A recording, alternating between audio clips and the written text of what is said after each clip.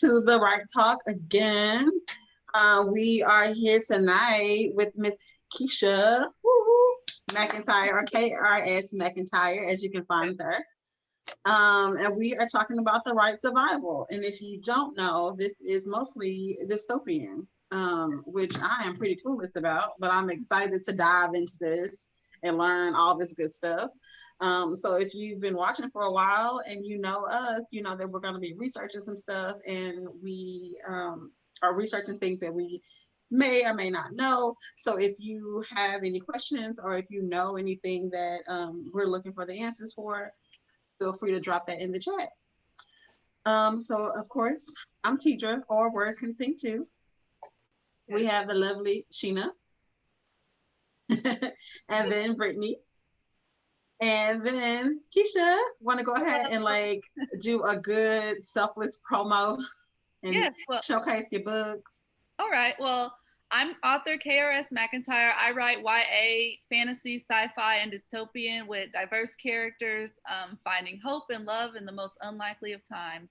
So my main series is the Eden Saga. I'm still working on the third and final book in the trilogy, but I have Saving Eden and Finding Eden. So yeah, love for you to check that out. Nice. Why this topic? Honestly, sorry, my thing is doing some stuff.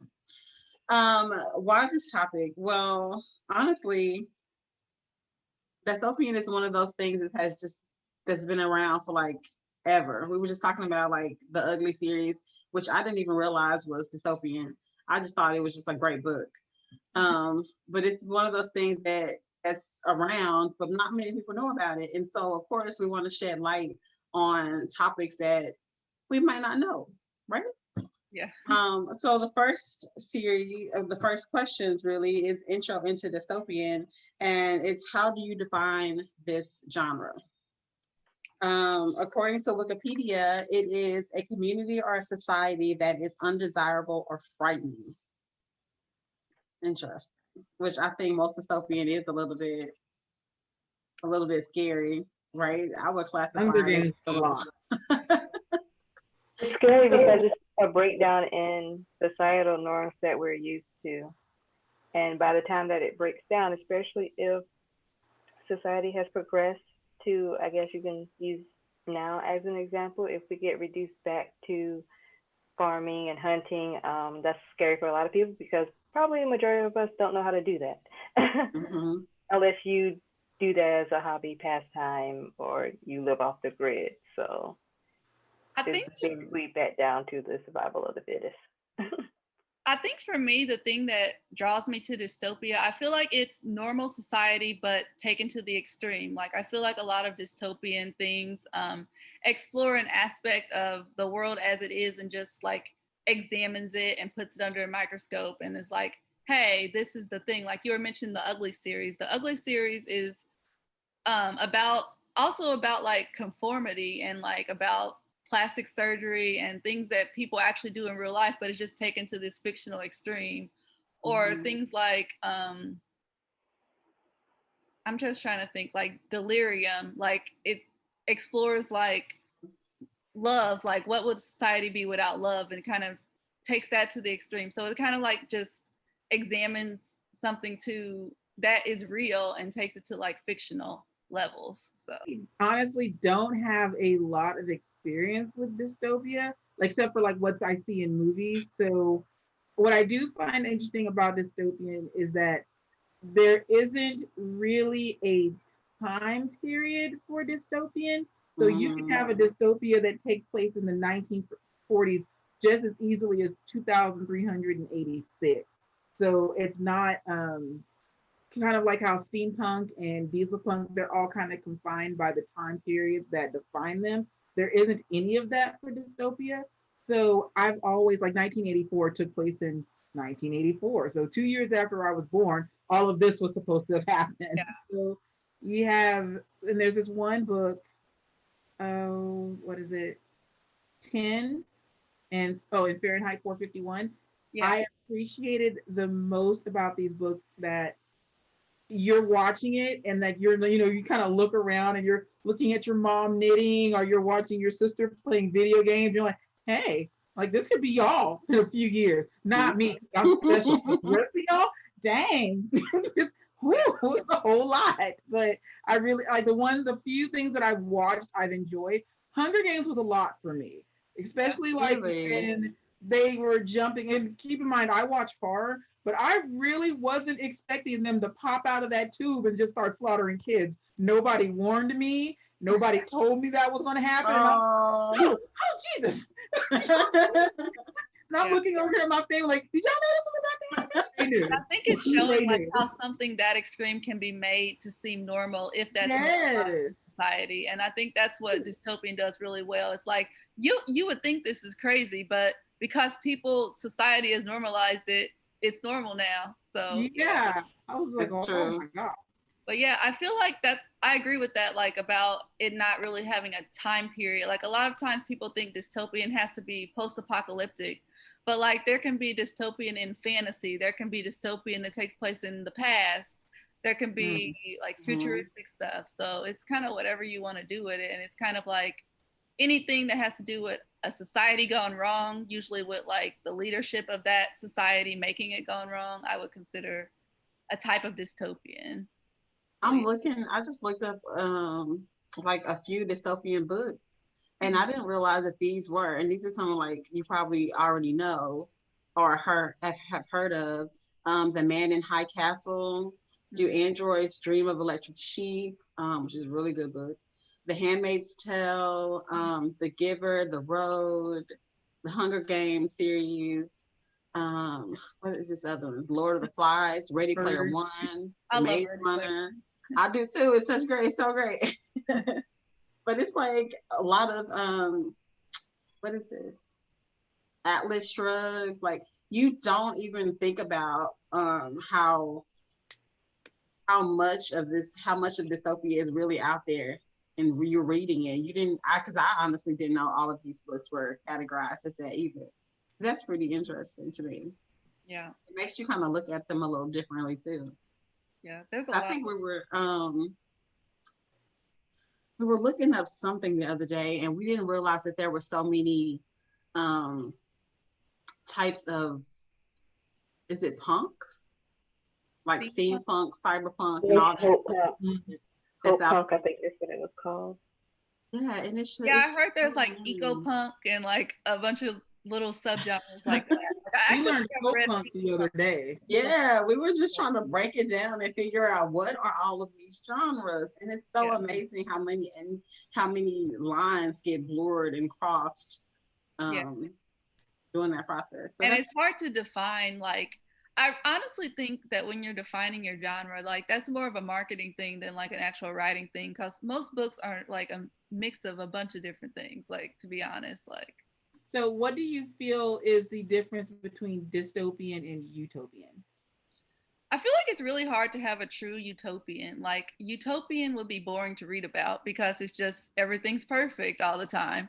So a dystopian is a society gone wrong. A utopian is like a perfect society.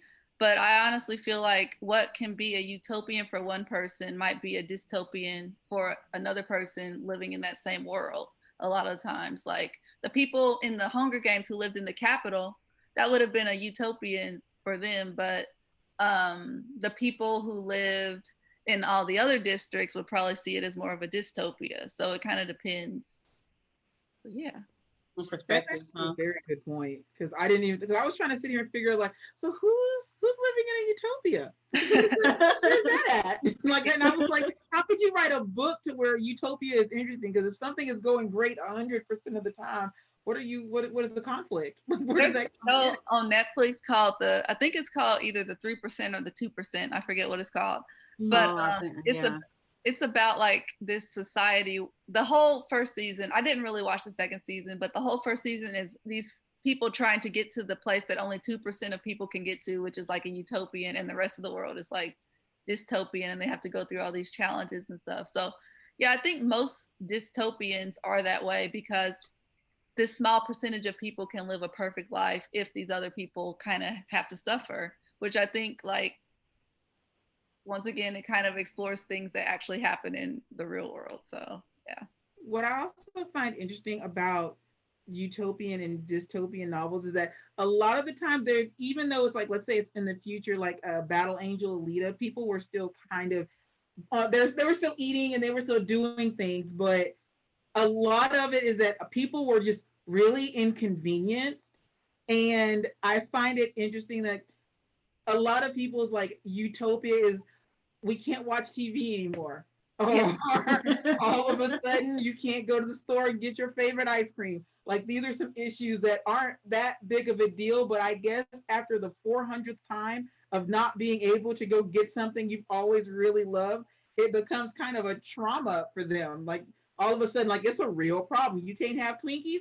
Sorry, that's an issue for you. But well, I actually felt so weird, like when COVID hit, and like the first time I went to like the grocery store, and I literally saw like the store had no food in it. Like there were whole rows to be that were just empty, and it just made me think of like I take for granted that I can go to the grocery store all the time and just buy some food. Like there could be a world where I can't do that, you know?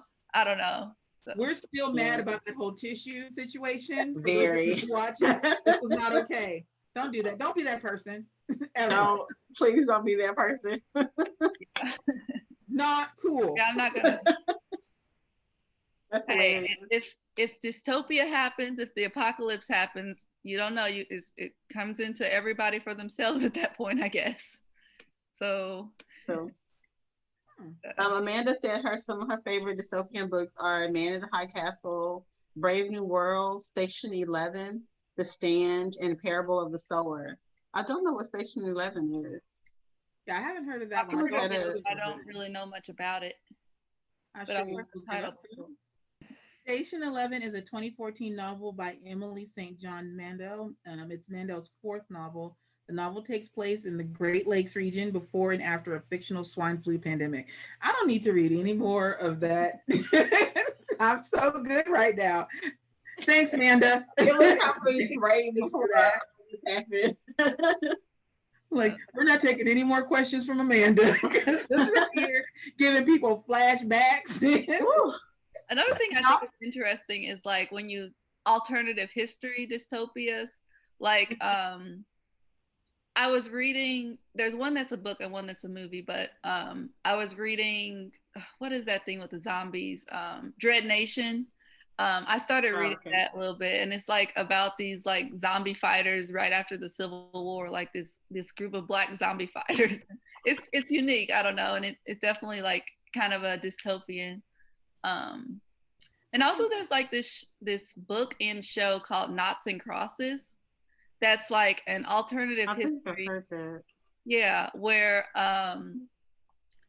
Africa colonized Europe instead of the other way around, and it kind of is about like this interracial couple like fighting to better their community. But it's like, I don't know, it's just interesting how you can like flip, like this is actual history, but this is how you can twist it into a dystopia. I don't know. I'm actually really excited to see that. It's still in BBC, right? Yeah, and it's on the Peacock app. So you can download that app to your TV and watch Noughts and Crosses for free. Girl, that's why I got Peacock on my phone. I kept wondering why I had this app. Yeah. It looks good. I downloaded it to watch, I think it was to watch Brave New World, because I guess I love dystopia. I watched it and then I was like, oh, Noughts and Crosses is on here too. That's cool. So that's crazy. I looked at the app today too, and I'm like, why is this on here? Because I know like the Sean and Gus show. Do y'all remember that? I can't think of the name, but that Sean and Gus show had a new movie coming out, and I wanted to watch it, so I did it. Couldn't figure out why I still had it. Anyway, off topic, but you're fine. Thanks for reminding me. So what about some of the things that make it into dystopia, like the government's control, the environmental destruction? Like, what are some of those things that just define it as a genre? Yeah, I would definitely say like most dystopian books have an aspect of like government is controlling people or something is controlling people, even if it's not the government. it could be the government, it can be a corporation. I would even like go and say like I consider it dystopian, like what is that? The Stepford Wives. Like it's just a neighborhood association. But it's I think it's a form of dystopian because the people don't know what's going on, but they're being controlled by this guy. I haven't seen it in forever, so I forget the exact everything that happens in that. But so yeah, and then like I definitely think stuff like environmental destruction, technology, survival, and all that stuff plays into just different ways that dystopian or post-apocalyptic books can play out. So yeah. That's interesting that you say the Stepford Wives. I mean, because according to the wiki definition, that's exactly what it is. I would have never thought about it had she not. You know, like now that she says it, I'm like, yeah, actually. Right. I think it's just like I've always like liked stuff of that genre, but until I realized, oh, all this stuff is under the same genre, then I started seeking out things in that genre. So yeah, that's nice. It makes you look at this genre a little differently, you know, because it's everywhere. It's freaking everywhere. Because honestly, I'm looking at a list of like dystopian movies, and it's movies that I just didn't honestly pay attention to, like the Terminator series. It never occurred to me that that was dystopian. Like all the stuff that happened in the future dystopia, but I'm like, now I could see that part, but then I'm like, everything that happens, like I guess in our time, I'm like, oh yeah. Then there's Girl with All the Gifts, which I like that movie, and I really like that movie too.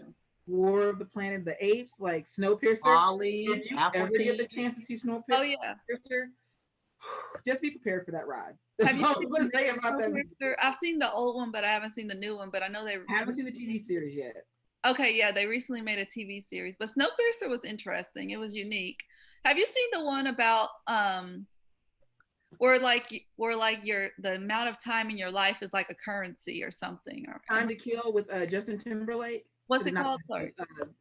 Kill Time or something like that? Yeah, something like that. But that I know exactly. Y'all sitting on good stuff, man. But I guess, but once again, since it was in time. No, it wasn't in time. Looking, I didn't think about it being a dystopia because there's no barrels with fire in them. There's nobody wearing rags.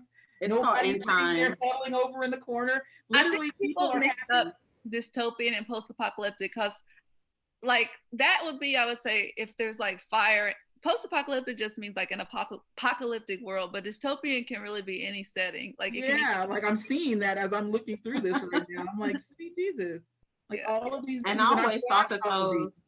Yeah, I always thought that those two were like interchangeable. So I thought, same thing. Yeah. Right. And now we're finding out they're not. And I've watched so many of these movies and never gave it a second thought, like, oh, that's what this genre is called. I was like, I've just been lumping it in with sci-fi and kept my life moving, but it's not. So that's my bad. But it could have an aspect of sci-fi in it though. It's a subgenre of sci-fi, but I think it can also be a subgenre of anything. Like you could have a subgenre of fantasy or a subgenre of horror. You could even have a contemporary world dystopia. Like I would say, okay, I've never actually seen this movie, but have you guys heard of that movie about like, there was like an office where it's like a horror movie and there's an office where all these people went into work and then like the walls and the windows all shut down and they all started dying off because basically it was an experiment and their office building. Nope, you never heard of it. Okay. But it definitely is like a dystopian that's just like in a normal corporate office world. Like, so I don't know. Interesting. Yeah. I don't know if it's any good. It's probably like some really bad B movie. But even still. Let's see. Is it the Belko experiment? Yes, that one. That's what it was called. I remember Sheena. I was gonna watch that, but then I never did because I also just don't like, I'm weird. Like I love thrillers and like suspenseful type horror, but I don't like slasher movies or with like blood and guts everywhere. So I just never watched it, even though the concept was interesting to me. What is it called again? The Belko experiment. The Belko. Here's another one, The Purge. Never thought about Purge being dystopian. The Purge is definitely dystopian. And I'm just like, I just thought it was like a scary movie where people were just beating up on each other. TV show? No, it's on my list. I Have didn't you know that was watched a it? TV show. I didn't think, I've never actually seen the Purge movies, but one day I just started watching the TV show and I thought I wouldn't like it because I'm like, I don't like slashers. I don't like I don't like things like Friday the 13th or stuff like where it's just like some guy goes up to you and starts chopping people's heads off. But like the Purge, it was like, actually like, I don't know, like interesting, the plot behind it. And maybe because it's dystopian, so I liked it. So yeah. It's good. I can't wait to watch it. I got so much stuff that I want to watch, but I feel like there's just never enough time. Yeah, I need more time in my life. Mm-hmm. What are some of the character profiles or tropes that we should normally look for in this genre? Is there any that you see in particular that always appear in those genre? Well, there's the joke of like every YA dystopian book ever has like the strong teenage white girl who saves the world. Like has two love interests who she has to choose between, which is basically the same in a lot of dystopian books, like that same like love triangle plot. So I would say that would be a trope, like strong girl with love triangle interests, who will she choose type thing. But I definitely think like other than that, I like when people do something different. Like my favorite, honestly, I think my favorite dystopian book is the Unwind series by Neil Shusterman. And it's a series that a lot of people have never heard of or never looked up. But the way he did his character development is just so good. Like I was so invested. Like it was one book where I literally could not, I had the audiobook. Like I was like, okay, I'm gonna set it for 30 minutes and go to sleep. I would be like, but that just happened. I'd have to reset it. It was ridiculous. But like, yeah, just I like when people do something different, like have characters that are out of the norm. Like he had a lot of male main characters instead of a girl. There wasn't really a love triangle in the story like you see in a lot of books. They had characters dealing with things like I'm homeless right now. They had characters dealing with things like their religion and their faith, and I feel like the topics that were in the story were like deeper than, I don't know, a lot of other dystopians. So I really liked it. I'm reading the summary of Unwind and I have so many questions. Yeah. It's about like a world where they can like harvest teenagers' organs basically, and parents send teens that they think are bad teens off to get their organs harvested and they're killed. So but what if they're just having a bad day? Yeah. Or what if they just didn't get their homework done on time? Like what do you want? That you just gonna send them off? You just wow. Definitely interesting one. Wow, he has a lot of books. Now I'm gonna have to read this. The Skinjacker series, the Arc of the Scythe series, which sounds really interesting. Yeah, I've read Scythe and the second book in Scythe. I haven't finished the Scythe series though. I like Unwind more, but I feel like the writing style of Unwind can be hard to read a little bit just because he writes a little differently, but it's very good. So. Okay, let me get off this before I start buying books. Okay, that's exactly where my problem is. How do you guys feel about the breakdown of societies, or I guess I should say the breakdown of society versus the actual building one up again? Well, I think in my series, like it takes place like years after the apocalypse actually happened, and it's more so about people trying to build society back up again after it's been broken down. And I think in a lot of the ones that I read, it doesn't take place during the apocalypse, and it's not like survival focused. It's not like focused on like, how will I not die today? Or where can I get my next food, my next meal? It's more so like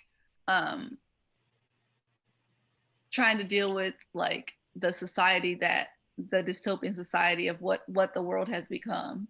So yeah. I appreciate that about your book too. That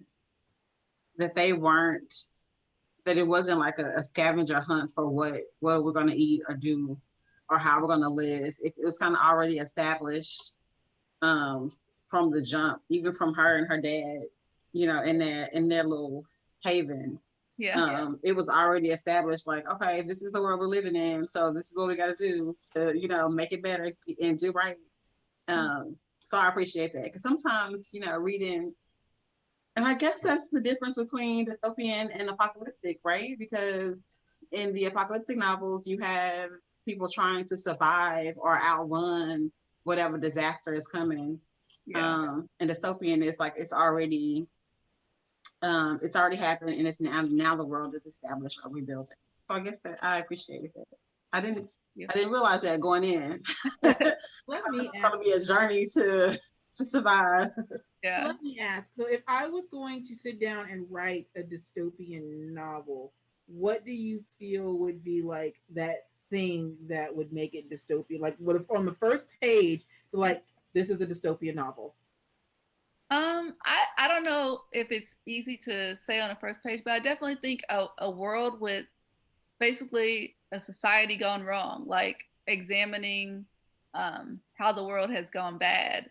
And I think that's kind of what I tried to do, even though in the beginning of my novel, you see kind of like the utopia, right? You see like, oh, this garden is perfect, everything's perfect, but you kind of get the sense that something is off, like there's something else out there. Not everything is as it seems. And I think that's kind of like the undercurrent of dystopia. Like it might seem nice on the surface, or it might seem like we're all happy and smiley here, but underneath it, there's something wrong. And a lot of times it's like people standing up for themselves. And like, even in the Hunger Games, like people are telling them this is just the way the world is. And it's like people coming together to fight against that, I guess.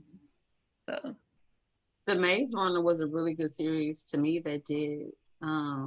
Did they finish it ever? I only saw the first one. I haven't read the books of the Maze Runner. I read the books. Yeah. I saw the movies too. I like movies. I don't know if they ever finished the movies though. I swear that they didn't finish, or if they did, like it got to a point, waited too long, and the kids are like adults now from when the movie ended. And all of them, like, so y'all spent 60 years in that one desert? Like, what happened? Just yeah. Oh, I just know that girl kept on betraying them, and I was like, can we be over her already? Like, I ain't done with her yet? Okay. Next, please. I hate that in a novel when people are just like so gung-ho to save the one person who clearly doesn't need to be saved. Like, it's not here with the rest of us. Like, they don't have how many betrayals do you have to go through before it's like, all right, they're not for us. They're not for us, exactly. Where are we? What should not be included in the genre? Oh, okay. Not be included.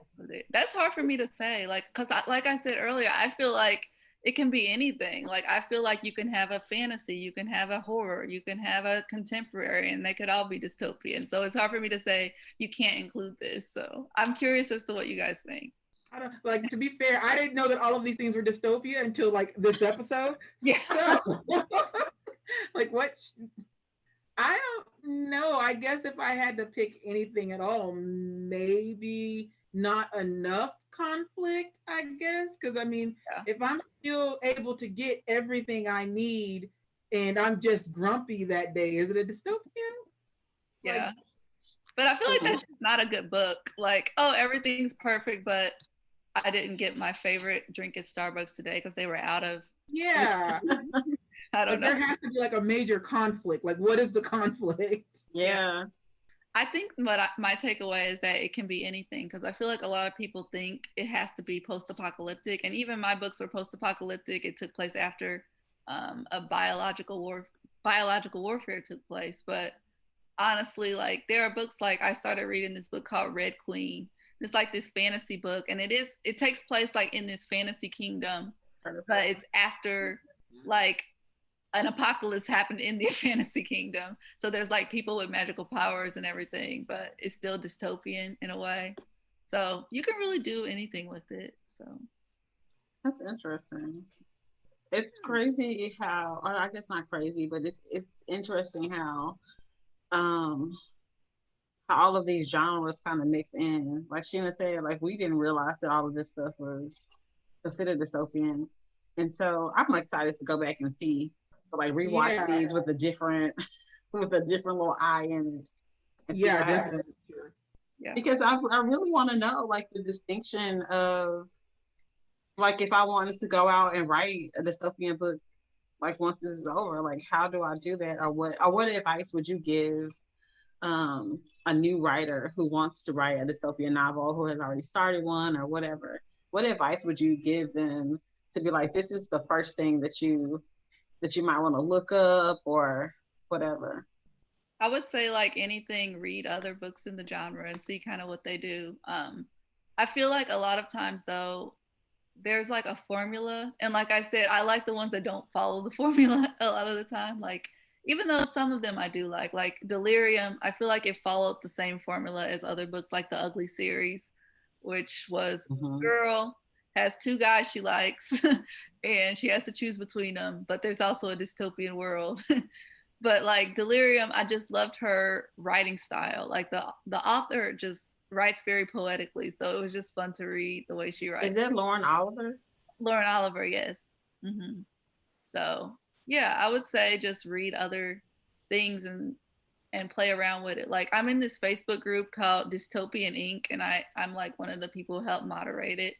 And there was this one girl in the book, and she wrote like a book, and I would consider dystopian. It was like this zombie horror story, but it takes place, honestly, when I was reading, I was like, this feels like a Twilight Zone episode. And I really loved it so much. I don't know why. And also she's only 17. So I think it's cool that she wrote that at like age 17. Nice. But it's called, I think it's called like Crabtree Drive. And yeah, it was like, oh, this Black family. It was like a Black family moves into an all white neighborhood, but there's like weird stuff going on, like certain things that would normally make a sound doesn't make a sound, and like the grass is a weird color. But then she lately finds out that there's like some experiment going on, like, but I don't want to spoil it, but like transforming people. So I just thought that was like, it was really unique, but I don't want to spoil the twist and everything. But but yeah, so you can really do anything. Like you can do horror, you can do like a portal fantasy, do whatever you want. And if it has a society gone wrong, I would call it dystopian. To the next question, what are some of the things people often underestimate about the genre? Well, I guess that's it too.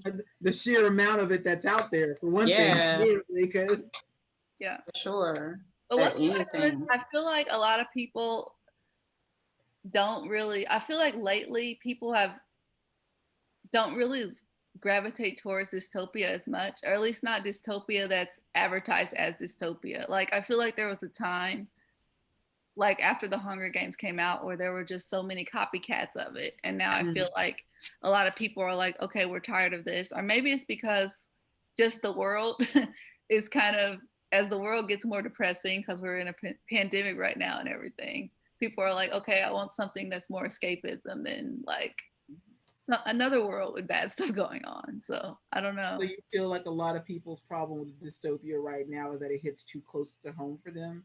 I think so. I think so. That's real. Like, yeah, I can see that. But also a good book is a good book. Yeah.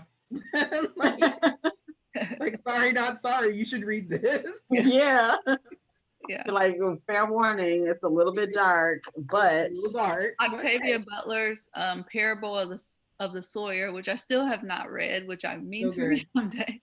But that actually, for the first time in her life, I mean, she's not alive anymore, obviously, but for the first time, it actually topped like bestsellers charts this year recently. And it's probably just because of the stuff going on in the real world and how much that book like paralleled with what's going on right now.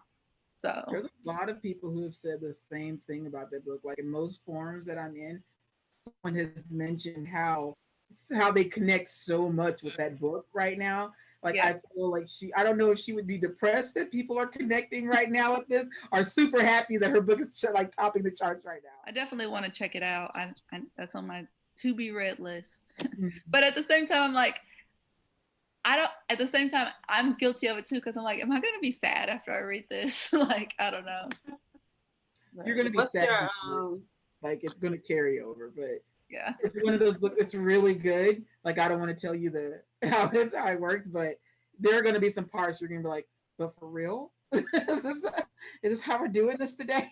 Okay, okay. Yeah. Like I'm gonna set this down and come back, and we'll talk about it again. Yeah, and I know her books can be heavy because I've read Kindred.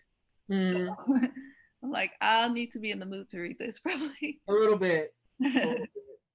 What books do y'all have, books or shows, I guess, do y'all have to watch or read that just kind of makes you unwind a little bit? I mean, if you read something that's heavy or like everything has just gone to shit lately and you just like, this is what I want to read. What's your guilty pleasure? Fantasy books.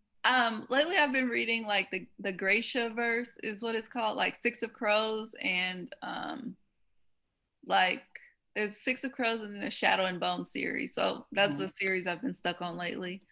I also love thrillers, like books like Gone Girl or let me think of what was that other book? Like there was like a book about a wife who didn't speak, like, but The Silent Patient. So I don't know. I'm either reading like YA fantasy or adult thrillers. I don't know why. Those are my two go-to genres. Wait, what was it called? The Silent Killer? No, The Silent Patient. It was all right. It wasn't as good as Gone Girl, but it's like a book about, I don't want to spoil the twist. It's very twisty though. So it's good to read to try to figure out what's going on. There's also The Wife Between Us. I like that one as a thriller. Oh. Yeah. You got some juicy books. It's not as juicy as it sounds. Oh, tell me something. My girl's over here like, what? But oh my gosh. It's like a thriller about like this girl is about to marry this guy, but see, I don't know why after I read stuff like the plot gets out of my mind. I can't remember all the details, but she was about to marry this guy, but she's actually but there's like this other girl who used to be married to him who's like threatening her and things like that. But you find out like there's a twist. I don't want to give away the twist. Like maybe some of these characters aren't as they seem and everything like that. So there was a show on Netflix that was sort of like that. I can't remember the name of it, but this lady had come and The Stranger. Yeah. You gave her like those 3 words, like like I know exactly what you're talking about. I like it's right here, right next to me. It was on. I also love the show You, even though it's creepy. I don't know. I just like thrillers, so I like the show. I'm trying to watch You. I really want to watch it because it's right up my alley. I'm such a like serial killer. Like yes. It was good. So yeah, if you like the serial killer, definitely watch Gone Girl. Read Gone Girl, because it is not what it seems at the beginning of the book. It's very twisty, very fun. We're completely off dystopian topic, but it's very good. They knew who we were before we got here. Yeah. Y'all used to this. We're sorry, but it is what it is. Yeah. We do that. We do. Which brings us to my guilty pleasure, because I like reading about serial killers and romance novels. Yeah. Yeah, so anytime like I'm feeling so let's find a romance novel with the serial killer now. I guess that's what You is basically. It's basically You. I keep trying to watch it, but I haven't been too much into TV lately. Yeah. Have you just been too busy? I think so. Like I started a new job recently. My boss like, so what have you been watching on TV? I'm like, TV? When do I have time for that? I was just like, I don't know. So like crap I watched like 10 years ago or something. Y'all not gonna tell us y'all guilty pleasures? They just like I'm sorry. I like B-horror movies, to be honest. I like watching movies like Dracula and The Mummy and all of those books that are like, and I don't mean like the newer versions, I mean like the black and white horror versions, because the effects are so hokey that it really just makes you forget about everything. You can see the strings, you can see the person in the back, like waving the mirrors and things. Oh gosh. Those things make me laugh and I enjoy them. That's nice. There, like sometimes there are some B movies like I know those aren't really B movies, those are just old movies, but like I remember growing up, my mom would always watch Killer Clowns from Outer Space, like all the Oh time. yeah. I'm just like, what is this? But like, it's the most ridiculous movie. But It is, Little honestly. Shop of Horrors, but I actually like that one. Like, I love Little Shop of